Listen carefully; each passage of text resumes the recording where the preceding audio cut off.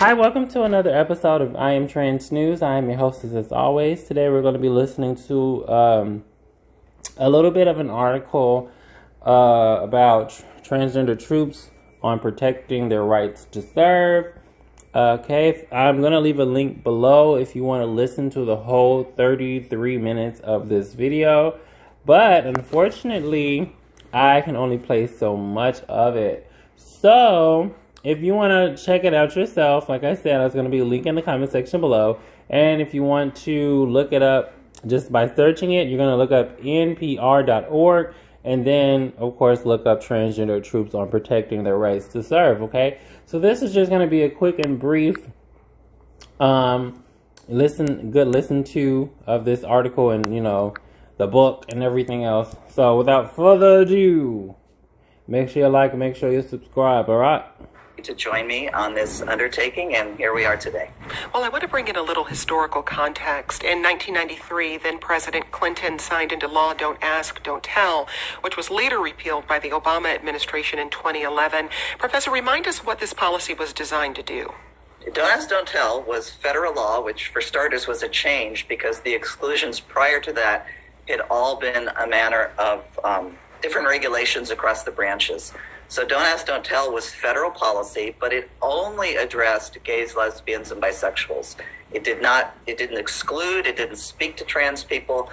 The mechanism by which trans people were excluded from the military was still regulation, but was completely different from those that spoke to gays, lesbians, and bisexuals.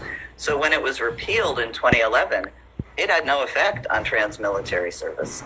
And one of the things, quite honestly, that was surprising to me as I started to do work in this area was finding out that so many people didn't realize that. And in fact, expected that with the repeal, this would have a positive impact on trans military personnel as well. But in fact, I hesitate to say it had no impact because I do think it had an impact psychologically, emotionally, but it didn't change the law in terms of one being able to serve. Lieutenant Colonel Fram, you came out publicly as transgender back in 2016 when then Defense Secretary Ash Carter first ended the ban on transgender service members. What was that moment like for you? That was a huge day in my life in so many ways. But one of the biggest things for it was the nervous energy about what's going to be the reaction when people find out. Because when the Secretary of Defense finished speaking, I had an email that was ready to go out to my colleagues, and I had a post to Facebook that would hit my friends and my family announcing that I'm trans. And so when the Secretary finished speaking, I hesitated because it took a minute to build up the courage to hit send, to hit post, and even then I ran away. I was working in the Pentagon at the time, and I went down into the gym, which is buried in the basement, and with all the nervous energy I had, I'd like to say I went nowhere faster than I'd ever gone anywhere before on the elliptical machine. But when I got back to my desk, one by one, my colleagues walked over to me and said, "It's an honor to serve with you." And I was absolutely floored because it was the reverse that was true. It was my honor to serve with them. And I think that goes to one of those arguments about transgender folks being a disruption to unit cohesion. My experience and so many others prove just the opposite, that it's your ability to contribute to the mission that matters. And that's really what we need to focus on, is how trans people contribute to defending this nation. How did life change for you after you came out as transgender? It was interesting how some things changed and some things stayed the same. My relationship with people actually blossomed in some ways after coming out, and particularly after beginning my transition. I think it truly enhanced my ability to lead, to command, and to be part of the organization. Because authenticity is an incredible leadership trait, as is vulnerability. And that's one we don't talk about too often in the military.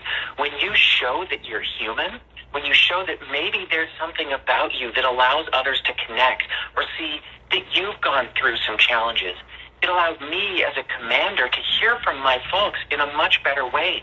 They were willing to bring me things that I could then work with them to help solve. So I think coming out, transitioning, and really being authentic and reaching my full potential was incredibly valuable, not only to me, but to the organizations that I was a part of. Now, just 3 years later, in 2019, the Trump administration reversed course, effectively banning transgender people from joining the military. What happened next for you and others who'd come out after the ban was initially lifted? Well, there were about 1,600 of us that had received a diagnosis of gender dysphoria, which is the military way of saying, okay, you're trans, you can receive medical treatment. And those 1,600 of us were allowed to continue serving even though the ban was formally in place.